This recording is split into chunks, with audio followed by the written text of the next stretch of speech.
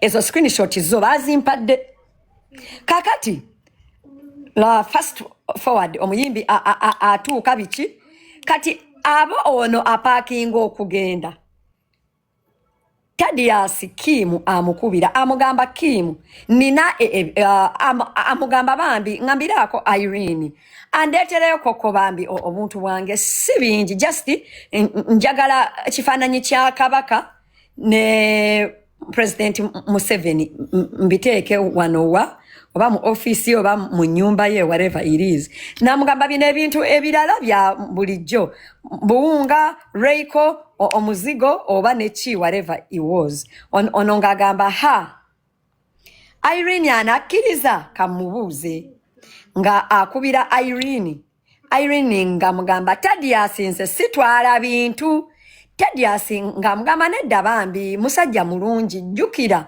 Tadius bamuwadde dda tipu eyamata awolereza kati nga ononga agamba actually ebintu bwabeera nga abibuusabuusa nyinza okusindikira sente gwe n'ogule ebintu ebipya nga ye gwabiguze mu biparking ekyo Tadius nga akigamba Iryn na mubiru ngamba actually agambye ebintu bwe tuba tubyekengera tusobola okugula ebipya nga Iryn amugamba kale ebintu kale birete nenga amugamba naye tujja yitirako wali ku polisi embwa zibiwunyeko muwulira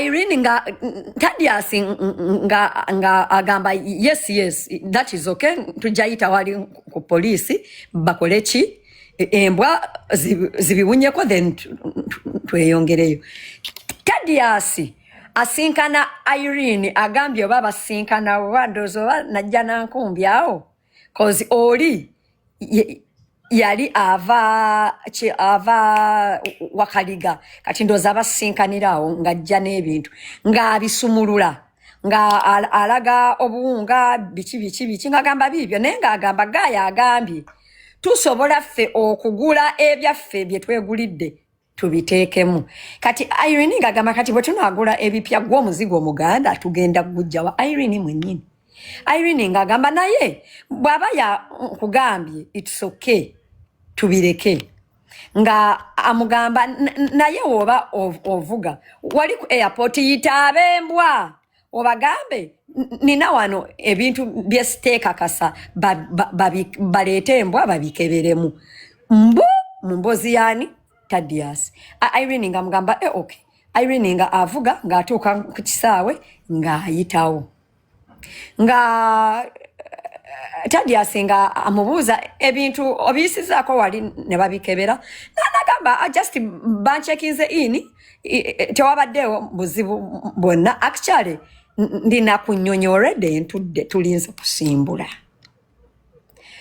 wandiikawo nti I am following Iryn nga asimbula agenda kati addamu okubira Tadius nga ali Dubai ngamgambe because yalinya Emirates amugamba Emirates bichi enyonyi yange eddako yasawa manya bichi yatuuka Emirates kusawa nga 8 kati atuuka alinya okugenda ngamugamba okay kati nenda linya kusawa bameka bichi whatever kalenga nga era nga agamba yene Iryn bali hand like nga the communication was really good olinga alinyanga agenda bwatuuka njagala bategeeza abampulirize n'emboozi eya me all I had was manager wa Iryn yekobana ne mama wa Iryn ne bamutikka enjaga previously. This was the first time ever I was speaking to Tadius Mubiru. It was the first time ever I was hearing this narrative apart from what I read in the book. Kati atuuka alinda Iryn amukubire e Japan agamba Iryn ngata ankubira. Agamba ye Iryn ngata ankubira akubira promoter. promoter teyakwata addamu okubira promoter essimu ya promoter evuddeko n'agamba nedda yamukubira n'atakwata eya Iryn nga eri off n'agamba okay atambudde alabika oba tanafuna wifi biki kati akubira promoter takutte agamba alabika give me a minute guys alabika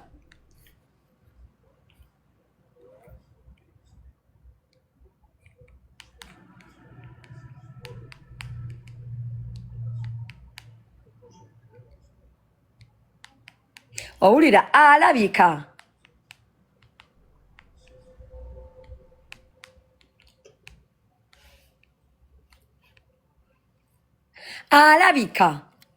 olusinkanye omuyimbi we excitement bakwataganye that is normal but though it was really unusual Tadius agamba leka mbalindeko Iryn wana setulinga ini bajja kunkubira mu bigambo bye alindako Iryn era tamukubira but it was sounding odd ngagamba this is so not Iryn adamo kubira promoter ngesimu ya promoter teriko agamba esimu ya promoter najikubye na atajikwata nemukubira kati teriko esimu y'omuyimbi wange teriko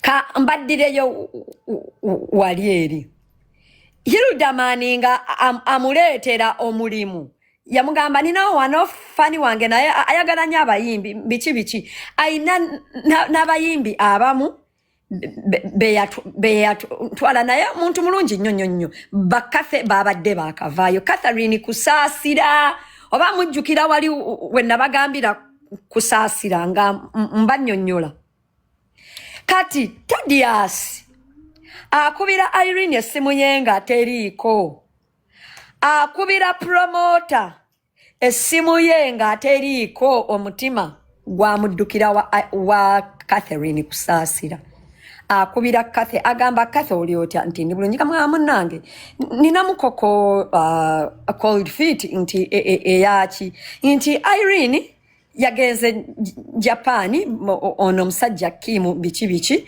naye nkubidde Kim namukubidde n'atakwata ngenze omukubira kati essimu ye teriiko namubiru munoonya essimu ye teriiko mukusaasira yakuba omulanga n'agamba woowe enfudde baba wadde ebintu muwulira kusaasira n'agamba baba wadde ebintu ebyokutwala Tadius nga Tadius amugamba ye batuwadde obuwunga ne batuwa kusaasira n'amubuuza mwabaddemu ebifaananyi laba malaya owe Rwanda omulala leka naye mu blocking leka nkubira nga agamba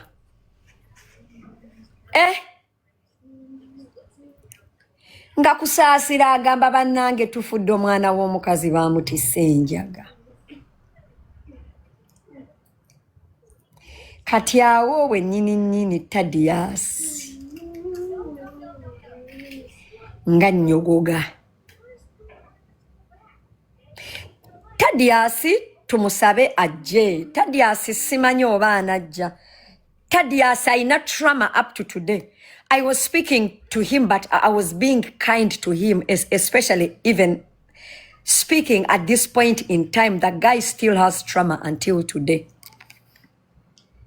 I don't think he's gonna come because one the internet is not kind namukubidde ko muyinza okulooza mbunno mbalimba namukubidde nyinza n'obbalaga namukubidde and we spoke for such a long time I don't think he can come he said yeetaagamu obudde n'agamba muweereze wano audio tomanya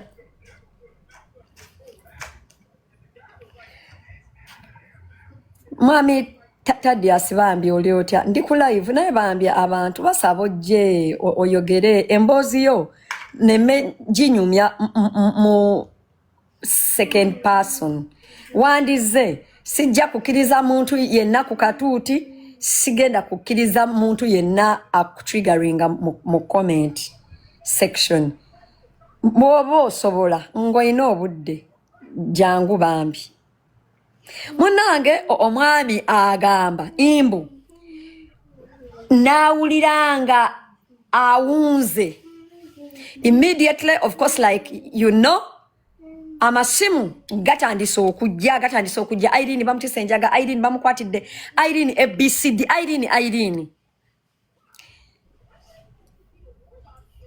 yes yali traumatized ato like nyonyonyo kati nga amasimu nga gayitingana I mean amawulire kati nga gabuutikira eggwanga nti Iryn bamukutte n'enjaga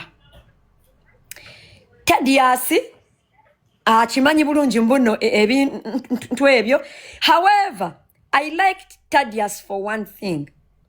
When I was speaking to Tadius, regardless of everything that everybody has been speaking, even people that don't like Iryn, Tadius acknowledges one fact.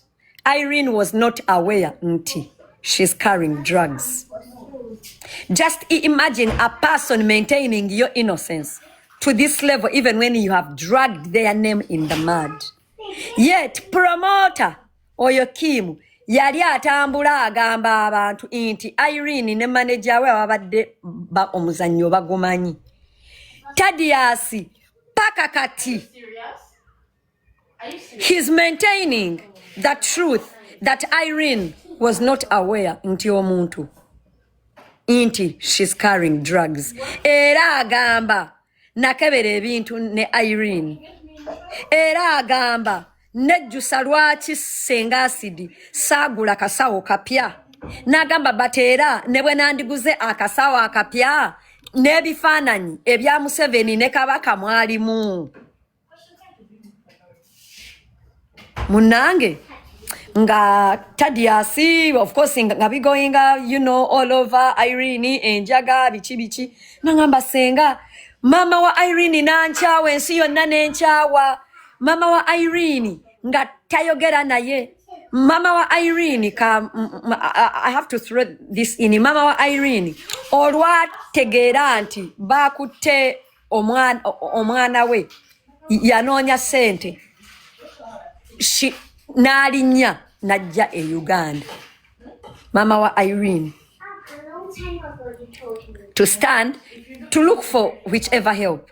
Mama wa Iryn n'alinnya paka e Kampala nga yeesibye ekimyu omwana we. Jjukira abanna Uganda abasinga including me omuchina tetumwawula kuki ku Mujapani naye ng'ensi yonna ekimanyi nti omuchina wakwatira n'enjaga kalas. Kati mama wa Iryn ekyamuli ku bwongo drugs. Omwana wange bagenda muteeka kalaba. Bakwano ba Iryn bonna nga beetisse Tadius. Jjukira realistically speaking Tadius ye yagamba Iryn akasawo kaakano bambi bitwalo musajja si mubi nga he sounds like the first contact of enjaga. Abantu bonna ne bakyawani ne bakyawa Tadius. Abayimbi ne batandika mutunuulira bati bonna mama we awo nakola ne I think church oba ki ne bakoloba mama pola ne ba organizinga okola ki okusaba ne bakola batya press conferences nenga abantu bonna nga they are looking at Tadius with this meek look, you know, that look of bino byentero kola anti abantu ebyo nga buli omu amutunuulira bubi. Iryn of course neba determininga yetisa enjaga era Tadius agamba basiba Iryn okumala weeks 3 which is coherent with her story. Bamusiba for 21 days. Era agamba nebakola okunoonyereza nebakubira Tadius n'abanyumiza emboozi nebakola okunoonyereza kwonna because jjukira Tadius yalina amanya na buli kikwata ku promoter. Tadius addamu agamba Iryn teyayogera na promoter not even a day in all this. He still maintains her innocence. Agamba Iryn government ye Japan ekola investigation zizaayo during that time ngaba manya inti omusajja ono eyamutise enjaga his akatel e Japan ngaba manya inti aludda abikola ngaba manya inti Iryn was not aware because bakwata essimu ya Iryn ne bagiyitamu yonna ne bagifungula yonna ne bamanya mbu she had nothing to do with this. She had no idea. She had no idea. Kati ngabagamba Iryn tukoze investigation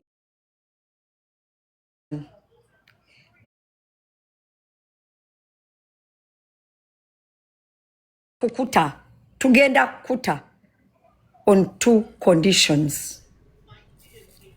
Mumbuze nti conditions zichi wandiika awo which conditions. Wandiika awo which conditions. Ngabagamba Iryn condition eri nti tugenda kuleka odde ewammwe but only one condition nti if we ever arrest this suspect ogenda kudda wano mu kooti ne manager wo and be a witness in this case. Iryn never went to court, never mugamba because it was ebigambo bya Iryn against anything else. Never mugamba that key witness is your manager. Never mugamba we need one person here. If you agree nti olunaku tuli kugamba nti twetaaga manager wo wano ogenda muleeta wano agenda kujja. Iryn nayogera ne Tadius n'abawo meanwhile si chenerabidde obategeeza promoter olwamanya nti bakutte Iryn enkeera yalinnya nnyonyi paka Uganda. Ba promoter abasinga bakateo not ba promoter kastalinda delivery kasta kube simu kasta abeerawo ku ssaawa ya delivery n'alaba nti ennyonyi erandinze n'alinda delivery wabweru ng'akimanyi bulungi nti olulandinga delivery alina okubeera ne wifi kasta akubira delivery essimu nga teriiko bakateeru abasinga ajjako essimu ye n'asikamu mu maaso noono kye yakola enkeera gaayi yalinnya nnyonyi paka wa Uganda. Paka Uganda mumbuze wambo Serena.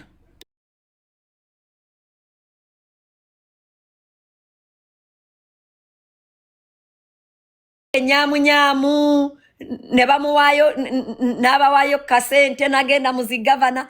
At this point nga Tadius achimanyi guy ali Uganda naye nga amwewala n'okumwewala because he did not want people to say baba n'abatika munaabwe enjaga kati bali bombi. Era yagamba he never spoke to that guy in Uganda. Yalinga amulaba, he did not.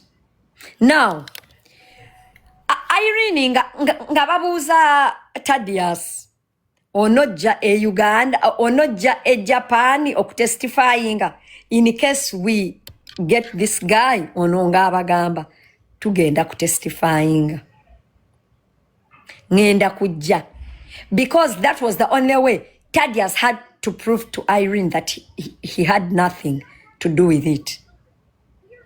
Mulaikinge live amala okukkiriza nga bakwata Iryn nga bamuta. Iryn never went to prison, never went to jail. Iryn was in detention. Iryn never went to trial. Iryn has no record. Iryn never went to trial for drug trafficking. Wabula yali mu detention. Detention nga omuntu gwe banoonyerezaako to confirm their suspicions. He never went, she never went to prison or jail or even court.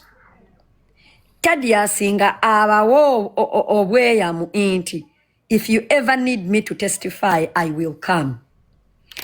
Iryn nga akwata ekkubo ngadda e Uganda nga bamurecevinga mu mizira. Like, is it called mumizira? Lyali ssanyu lingi nnyo. Owulira?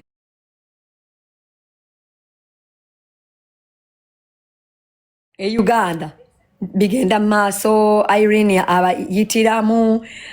Iryn awo nga yekengera Tadius ne basigala nga bakola naye nga ono amwekengera.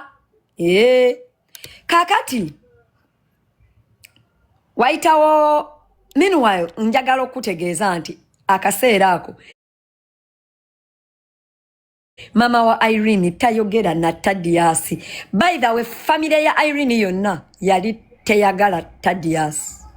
Nja babuuza lwaki mujja kumbuuza lwaki later naye ka nsooke njire. Kakati waliwo agambye I was one of many who prayed for Iryn during trial. Nze Iryn samusabira kubanga sali nayo suubi. Omanyize ekintu kyesitali nayo suubi sikisabira. Wallahi nange nali manyi Iryn awedde. Kakati Iryn abeerezaamu nga akolagana ne Tadius nenga amwekengera. Era that explains how words in the book inti ono yaberanga ayogera nenga buli kaseera ayogera akukuta ayogera n'enniko akukuta ayogera ne mama yasigala amwekengera. A lot of people they stood for her, I know. Kakati Iryn atuuka ku abaali awo Iryn yadde Kampala. Iryn yekalakaasa agamba gayi anti katya enjaga kyokka ali Kampala ayina biki jjukira gayi ali Kampala bamada nga poliisi ekwata gayi. Poliisi ekwata gayi oli gayi promoter. Ekwata guy. Yes, came never yandibadde nze munnange because at that point Iryn naye teyali sure inti Tadius olukwe talulimu. Ne mama wa Iryn naye nga bonna nga actually at that point nobody believed Tadius. Bakwata Kim e Uganda bamusiba. Gamba nti Iryn akozesa powers ze nga omukyala antegeddawo antegedde akozesa powers ze n'amaanyi ge ng'omukyala akategedde. Gamba nti akozesa amaanyi ge ng'omukyala nga bakubirawo Kayihura nga bakwata Kim nga bamusiba. Bukenya Kayihura n'abalala nga bakwata Kim nga bamusiba. Basiba Kim bagenda mu kooti oyo yantika enjaga. Kim nga bagamba nakutika enjaga inze namubiri nkumanyi. Namubiru nali njogeddeko naawe. Nga amugamba enjaga jenna kukola ki? Jenna kutika eririddawa. Jukira enjaga. Samples, everything, ebizibiti, byonna biriwa Japan. Nga tebalina bukakafu naka nti yamutika enjaga. Nga bakwata gayi nga bamuta. Nga bakwata gayi nga bamuta. Jukira naye alinamu awo kasente ate munnange omusama we Japan jukira Katero. Abenjaga baba ne sente. Kakati ebiseera ebyo Tadius mwennyini ng'ali ku bunkenke mu mbuuzo obwaki. Tadius naye mwennyini ng'ali ku bunkenke mu mbuuzo obwaki. Gwe batika enjaga tamwesiga. Family temwesiga temwagala. Abayimbi abasajja ba Iryn, abayimbi bakwano ba Iryn tekuliko muntu n'ogwa. Yesiga Tadius. But the most dangerous person, Kim promoter, katika Iryn kilo 3 ezenjaga bamada yali Uganda. Ontegedde oba. Katero mwennyini yali Uganda. Meaning Katero mu Uganda mwennyini ayinamu ekibinja. Amagezi gazze. Amagezi gazze. Katero mwennyini mu Uganda ayinamu ekibinja because of course omuntu eyaletera Tadius case eyenjaga supplier. Yes or no? Supplier. Atenga Katero alina obusungu ku Namubiru ne Tadius because emali ye worth $3 million yali efudde. Ngende mu maaso. Tadius nga toyiye ey'omu nnyumba kasita amazzi gabula. Kasita bbi amulume ekiro tafuluma kupama wabweru.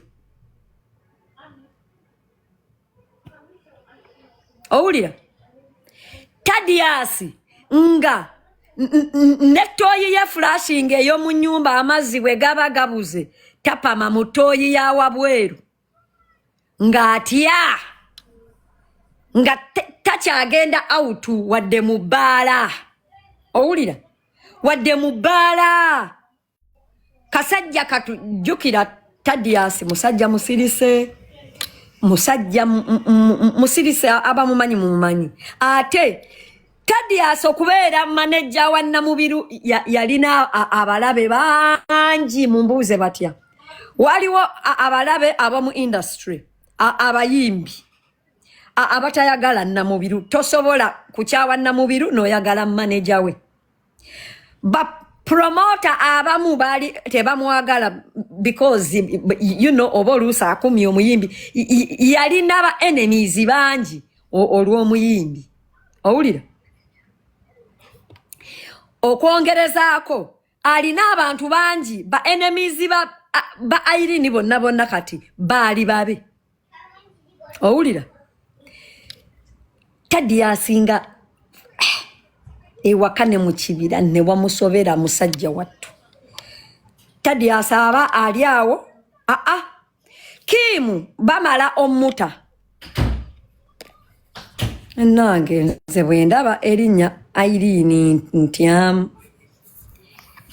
Owulira? Iryn.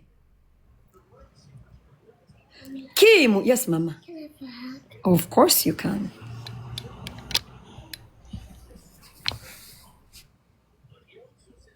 Do you want a kiss with the hug? You don't want the kiss? Just the hug? Okay?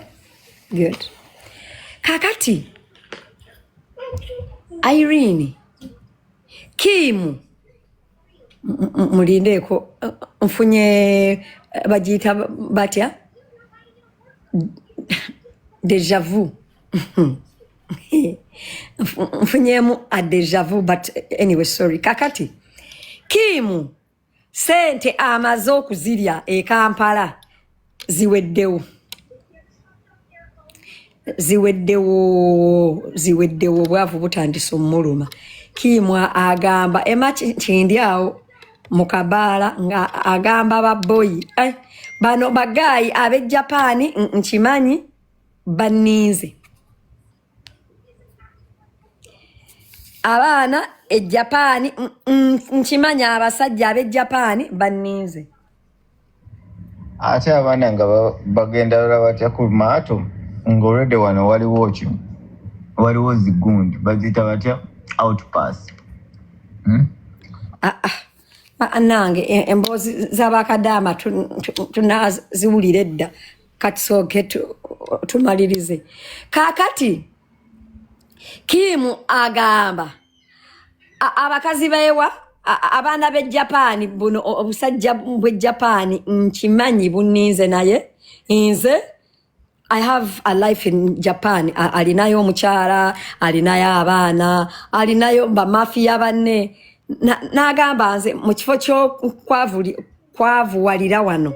Leka nzireyo e Japan nkimanyi bajja kunsibayo emyaka gijo nkole ki bante after all tebalina bukakafu. Ladies and gentlemen, ladies and gentlemen, Kimu ng'akwate kubo ng'agende Japan. Jukira abaana be Japan ate Japan njimanyiko kintu kimu okola emisango ekulinda okomawo. Waliwo ne guy yali chali wange nga bamuyita Bob. Ebiseera ebyo babbanga amamotoka. Babbanga oba mujjukira amamotoka amanene ago ge babbanga nga bakola underground gundi garages.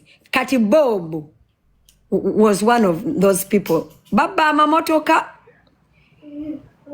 ne bamulinda najja e Uganda bamulinda akomyewo awo wali tonazaalibwa gwamanyi wabula mitina kati munnange nga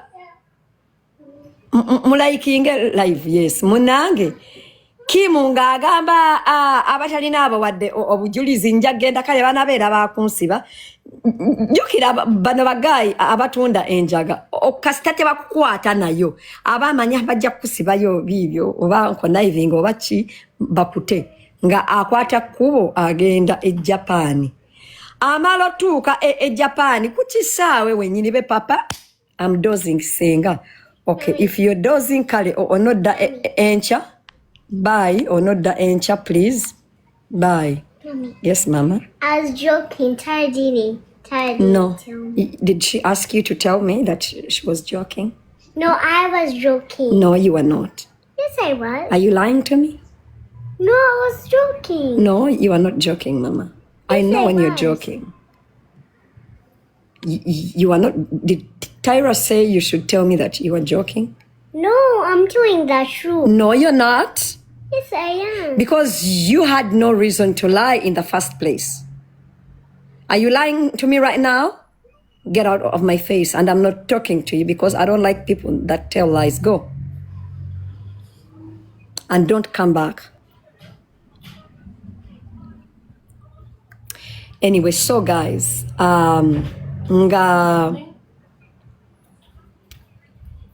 yagenze eyo ne bamukunya ne bamukunya ne jukira bwe babadde eyo mu kisenge kati ndoza ne bamugamba ajje ataasono.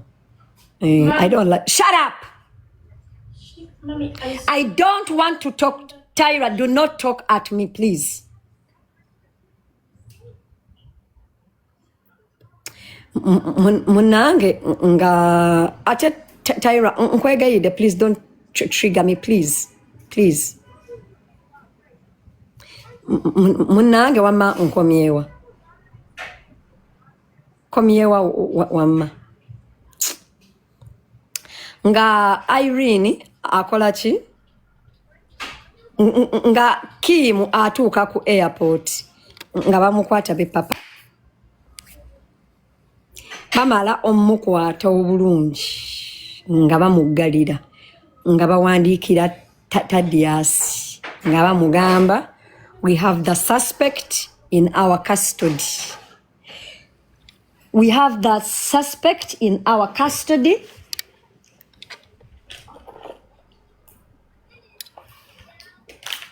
Nindako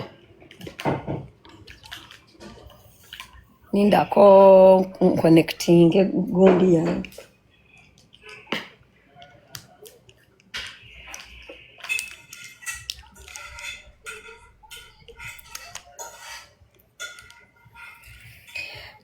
Custody tumulina tukusaba wali watusuubiza owulira wali watusuubiza to come as a witness.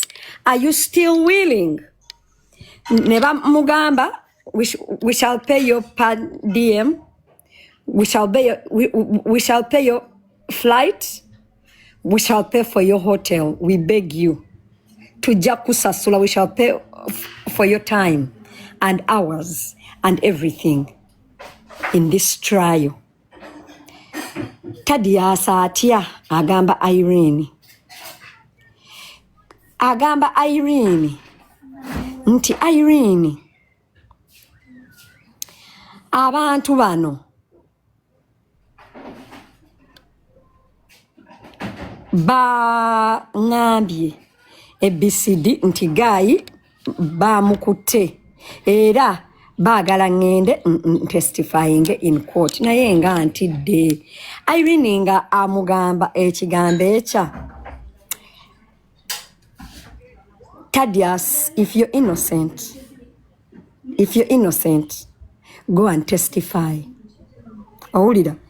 It was both like a trial, like if you did not set me up, I expect you to go.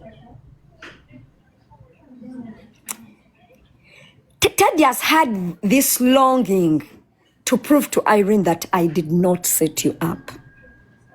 Nga amugamba Iryn, I will go. Nga Tadius nga akubirako abantu beyesiga ne bamugamba togenda. Tadius nagamba there is no way I will ever prove to Iryn that I was not involved if I do not go. Nabagamba nenda genda. Mugandawe namugamba togenda.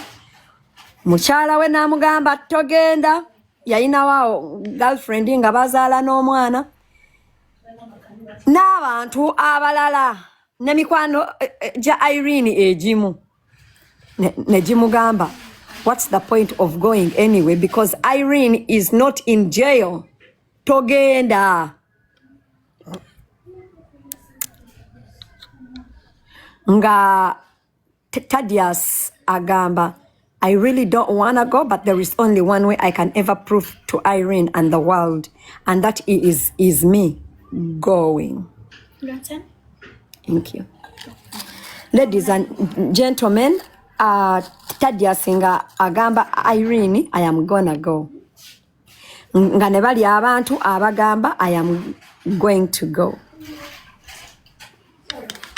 Ladies and gentlemen, nga bagulira Tadius tiketi nga bamala omugulira tiketi Tadius nga alinya nga updating Iryn Mugandawe yamuvuga omutwala ku kisaawe na mugamba kati pozi wagamba omwana wo abeerawa ate mama w'omwana basically nga ne Mugandawe alaba Tadius tagenda kudda yalinganga like akola ekiramu Tadius nga alinya nga atuuka.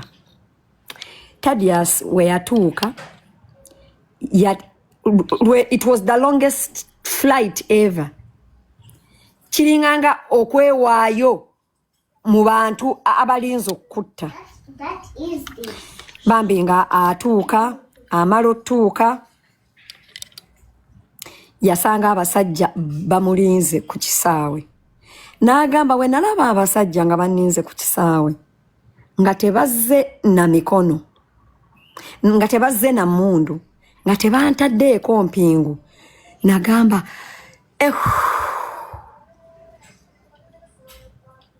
ne bamugamba ssebo weebale kujja biki ne bamuvuga bamutwala ku hotelu ye awummulemu biki cause I think oba yatuuka kiro ne bamutuusaayo ne bamugamba wummulamu enkya rest biki n'abagamba naye hotel gye muntaddemu it does not have fast internet. I need a hotel with better internet. Ne bakyusa Tadius ne bamuteka mu 5-star. N'abagamba I need to keep in touch with my family back home biki ne bamukyusa ne bamutwala mu 5-star hotel. Ne bamugamba okay we shall come tomorrow and we pick you up biki. N'agenda ne bampickinga up owulira the next day biki ne bagenda in the courtroom eyasooka.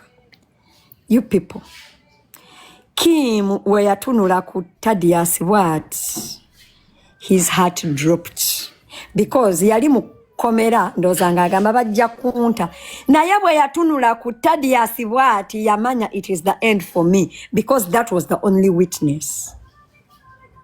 Nga Tadius n'obukakafu bwonna abulina nga buli mu ssimu n'akwata essimu ye n'agiwaayo ne bagiyitamu ne bafuna ba interpreter abazungu abafalansa abajapaani abaganda aba buli lulimi ne badda mu ssimu ya Tadius ne bagifungula yonna owulira olwatunulira Tadius bw'ati his heart dropped and he knew that was the end for him. You guys, that's not it all. I have a shocker for you. Ask me what is the shocker. Mutapinge live mumpe ebirabo. I have a shocker. Tap. Mutapinga tuweze emitwalo 10 mumpe n'ebirabo abampa obumuli temumpa bannange obumuli bwaki bumuli anonymous bampeyo train DJ Bananzo bampeyo ennyonyi manyani bampe Galaxy. I have a shocker guys. Latifa nakublokinga bate nakublokingira ki Latifa nakublokingira ki Latifa kankubulire lwaki nakublokinga ku Snapchat nedda Facebook wali onvuma obanga opostinga ebintu ng'oyagala okunvumisa abantu oba yali obanso oba yali nsonga ya Shiba oba yali nsonga yani omanye oli mukwano gwa Jefu gwa Jaffa nenkublokinga ku Facebook nali njagala kuyisaamu eggali neŋŋamba leka nkuleka sibampadde Cora yes wamma kati munange mutapinge banange tuweze ki tuweze emitwalo 10 mbanyumize. Latifa agambye nsonyiwa nze sinyiga naawe nze sinyiga waawo nekivaako kasita tonyingira nnyo enemiti naye bino ebyo ku media sibibeerako ebyo naawe nnyo mutapinga tuweze emitwalo 10. My mobile number osindisa asitamye leka njikusomere otye ensi. My mobile number is 075 ka njikusomere 075 indako 0756 433 850 0756 433 0756 433 names nagaba patience. Yiyo enamba ereta amanya nagaba patience. Munange, ladies and gentlemen, tuwezeza emyaka emitwalo 10. The shocker is Tadius bwe bamucontactinga agende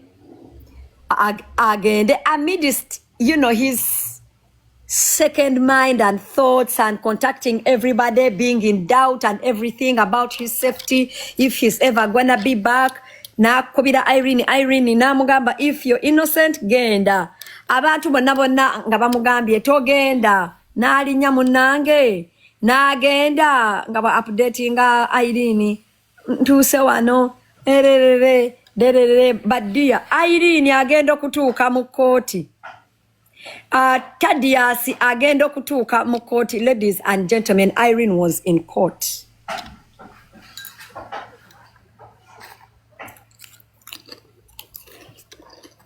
Iryn was in court too. Yeah. Iryn was in court. Kati nze nga senga sidinze owulira inze nenda babulira what that one meant. Ladies and gentlemen, that is Iryn for you. Iryn was also in court. Tadius atunula bwati alaba Iryn agamba tewangambye kagamba nedda bangambye sikugamba re. By the way, Kadama njagalo kutegeeza nti at this point Iryn was never convicted or anything. Yali already nga ali Uganda. Like actually Tadius could even say no, I'm not gonna testify, and nobody would have done shit to him. But the only reason why Iryn went, Tadius went, was to prove himself to Iryn. But guess what?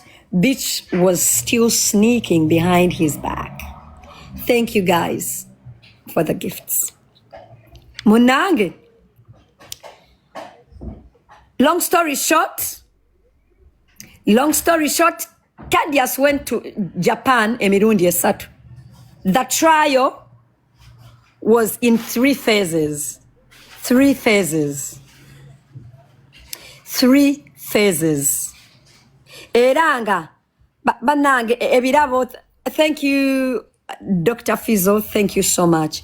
Koti yali ya phases 3. All that time abajapani nga bagulira Tadius flight nga bamusasula okujja as a witness. Awulira batuukayo atuukayo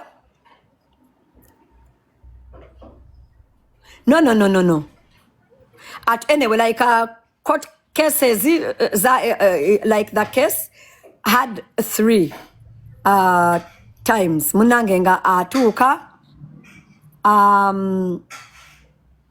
final day of court.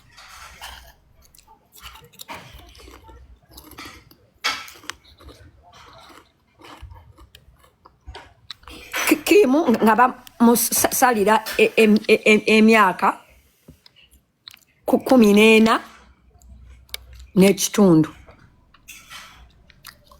nga bagamba Tadius bambi webale nnyo, God bless you, bichi naye bali nyakati omusango guwedde Kimu nga musalira emyaka 14 n'ekitundu. Tadius nga agamba, finally I really hope I have cleared my gundi before Iryn. Kati bakwata ekkubo baddayo e Uganda. Basigala bakola bakola. Iryn agamba Tadius nti naye bangambye waliwo omuntu eyankubidde nangamba you knew that I was carrying drugs nga amubuuza Tadius, did that guy give you money?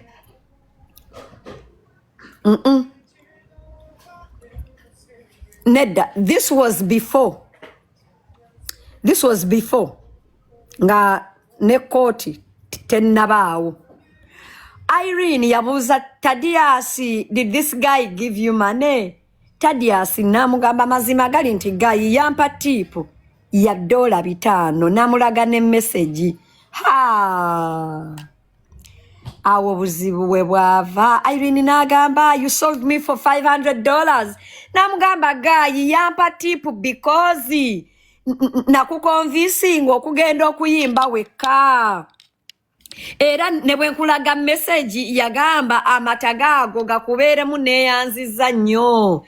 Banange $5 byaluma Iryn n'agamba wantunze for $5 naye ate najja nembabuuza ofumitirize nti gwe bayinza okutikka omuyimbi wabadde akuwa emirimu everyday enjaga eri worth $3 ne bakuwaako just $5. Does it make sense? That's not how it works. Munange Tadius angamba nga munange eyo yembozi yange eye Japan. Tadius nangamba without him Kim would never be in jail today. Actually, it's because of him that Iryn got justice, because he was the only witness. He was the only credible witness to that case. It was only him that Iryn got justice. It was only him. Iryn yandiyogedde ebintu 100, but without Tadius, he was never. However,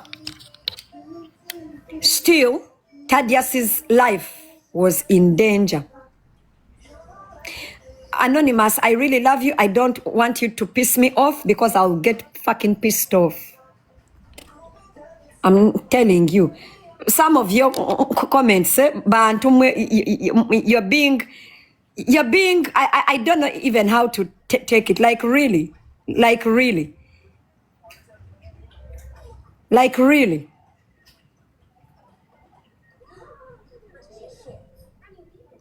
Anyway, mbuuza Tadius enkolagana yo ne Iryn after that yali etya n'agamba enkola yange ne Iryn yasigalawo nga tukola nga n'agamba twasigala tukola biki n'agamba however mba ndyawo Tadius nga ankubira nga ampita nga angamba abantu bagamba wantika enjaga. Meanwhile, when Kim was put in jail, when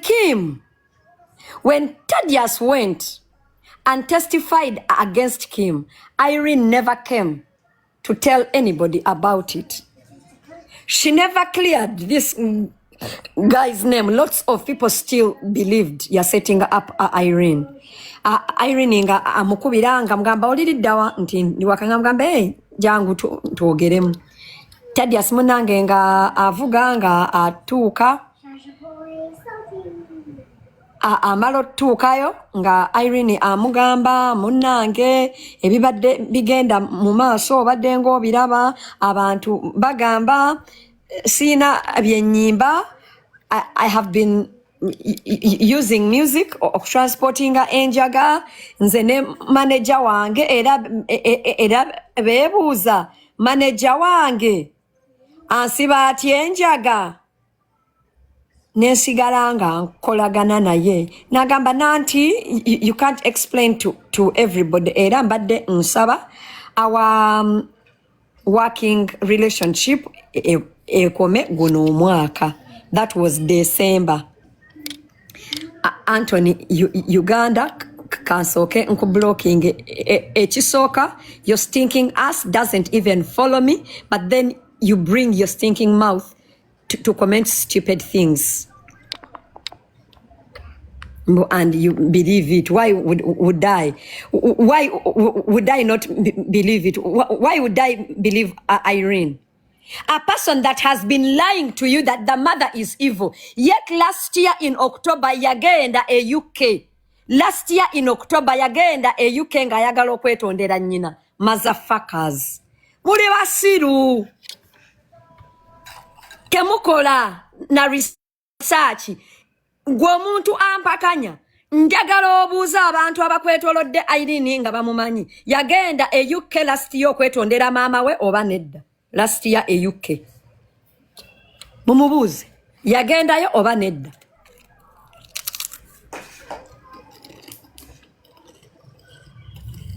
Motherfucker.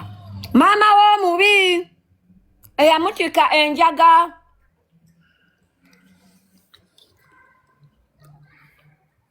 Mama wa Iryn abeerawa? Mama wa Iryn abeera UK. Munange nga atuuka nga amugamba mbadde nsaba tulekeraawo our business relationship because people are saying nsigala ntya nga imagine nsigala ntya nga nkozesa omuntu eyantika enjaga.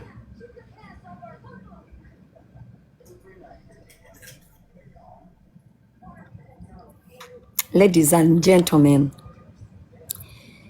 Tadius nga mugamba okay era munange awo nga ebivulu byabwe ebyaliwo nga bakola paka ng'ennaku z'omwezi 31 December. Iryn nga alekeraawo okubeera manager wani, Tadius nga alekeraawo okubeera manager wa Iryn, naye yasigala Mugandawe ate jukira abantu abalala tebamanya nti kati takyali manager we. Kati of course abantu abamu bali bakyamukubira Iryn biki ntwagala gye biki okay nenda mugamba kati nga omuntu wa mukubira nga waliwo omulimu gwa Iryn ono nga agamba Iryn omuntu ono abadde akunoonya mukole obanga akwata like na sigalanga tamulinaako oba nti mutima mubi oba ki. However, ndiwo kujjukiza nti mafia boss yali mukomera but the dealers were not mukomera. Omuntu eyali waliwa agambye it seems you have personal issues with Iryn ono naye tannatawaza ateekwa okubeera kadaama. Bebo nenda bablockinga bonna nenda bablockinga bajja kundabiranga ku for you page nange nga akwata ekkubo agenda nasigalanga like a refer banange Iryn mpaka namba Iryn waliwo wano omulimu ng'abawa like that oba naye ng'agamba waayo waliwo wano omuntu biki naye Tadius asigala atya nti abantu bono omusajja kooti emala okuggwa. Iryn abuuza Tadius kati ozaako ki oddayo e Uganda oba ogenda kusigala Japan? Wangi muwulire ekyo ekibuuzo. Oli nga mugamba e Japan nga naakasibya Kateero mulamba nsigale wano nga mugamba nedda I can't nga kwate kubo nga ddayo e Uganda. But even then e Uganda Tadius nga tatambula atya jukira abantu Iryn teyannyonnyola abantu nti Tadius munnange yayimiridde nange paka nga omusajja bamukutte. So whoever hated Tadius for that case on behalf of Iryn yasigala tamwagala. However, that was not it all. Naye linki yono omusajja abamu wa kesi nga ejjuddemu kilo 3 ez'enjaga. It was still in Kampala and the guy was not safe. Era nze I'm 100% sure. I did not ask Tadius this, but I'm sure if Tadius sought asylum in America, it's under that case. Bwendowooza.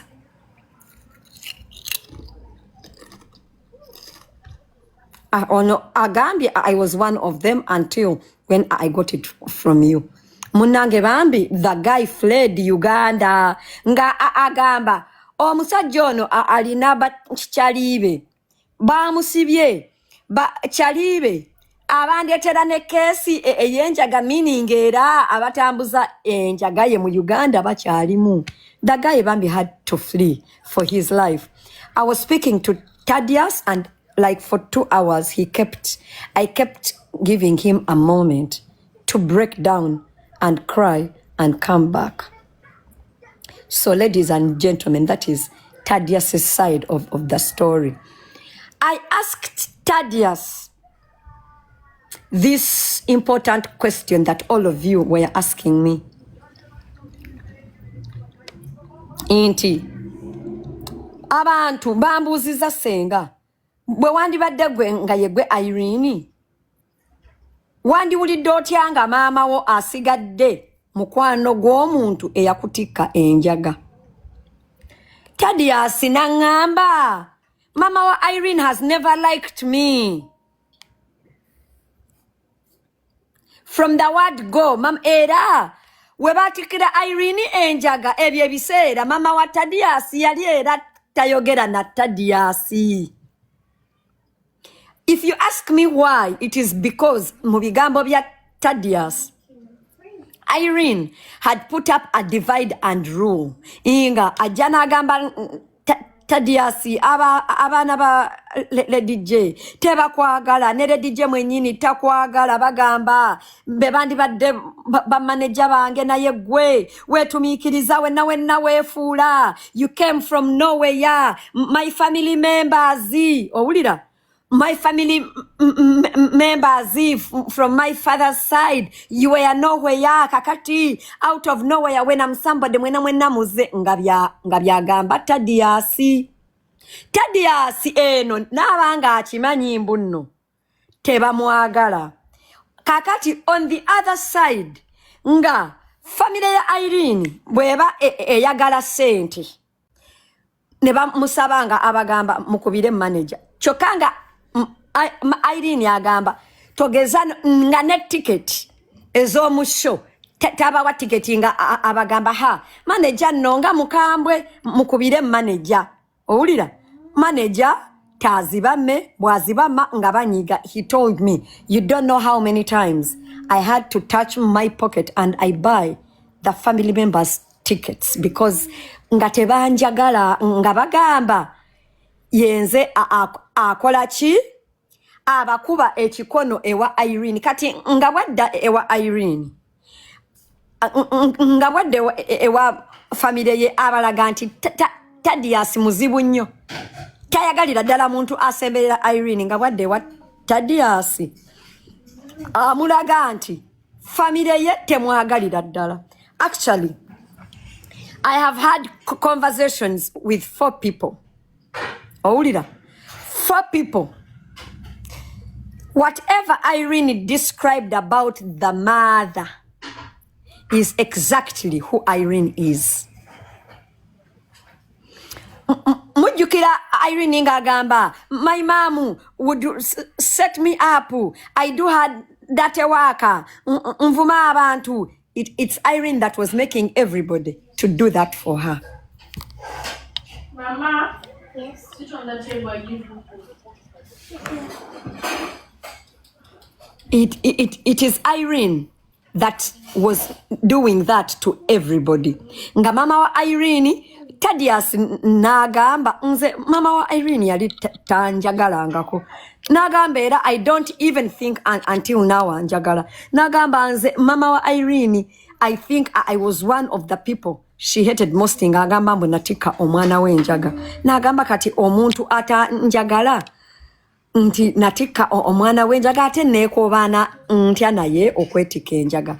Kati awo nange wenkubuuliza gwe omuntu andaba abasomye akatabo.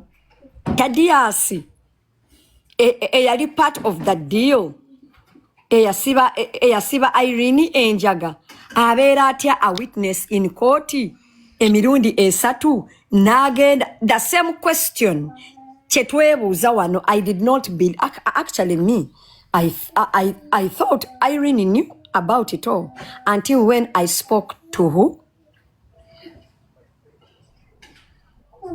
Until when I spoke to that guy and he was crying tears like a baby. And the guy, like, omuntu akutisse enjaga, nakkiriza agende. Kakati nze, my analysis. Iryn, okugamba Tadius, at this point, Japanese government was not looking to imprison Iryn. Even if there was no witness, they were not going to imprison Iryn at this time because they had proved that Ali innocent. They wanted to arrest the actual person. Actually, Tadius had a right either to go or not to go. Whether never attended he had no case to answer. But his loyalty towards Iryn is what made him go. But mutapinge kao mba analyzing the court taping. Mutapinge.